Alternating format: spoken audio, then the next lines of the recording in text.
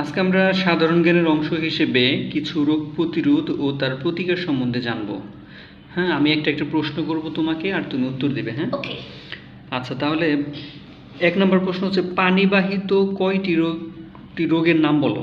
Diarrhoea, cholera, jaundice, arsenic ইত্যাদি। ওকে। বাতাসের মাধ্যমে জীবাণু ছড়ায় এমন কতগুলো রোগের নাম বলো। হাম, হুপিং কাশি, যক্ষা, ডিপথেরিয়া। মশাবাহিত কতগুলো রোগের নাম বলো। ম্যালেরিয়া, ডেঙ্গু, পায়ে গোঁদ রোগ বা ফাইলেরিয়া ইত্যাদি।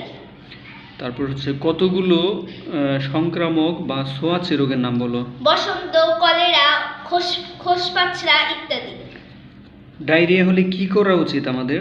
ডায়রিয়া হলে সাথে সাথে রোগীকে খাবার, স্যালাইন ও তরল খাবার দিতে হবে। নিউমোনিয়া রোগ সাধারণত কোথায় হয়? নিউমোনিয়া রোগ হয় সাধারণত ফুসফুসে। ডেঙ্গু জ্বর কত প্রকার ও কি কি? ডেঙ্গু জ্বরের বাহক কি? ডেঙ্গু জ্বর 2 প্রকার, যথা ক্যাসিক্যাল ডেঙ্গু জ্বর, হেমোরেজিক ডেঙ্গু জ্বর। ডেঙ্গু জ্বরের বাহক হলো এডিস মশা। ওকে।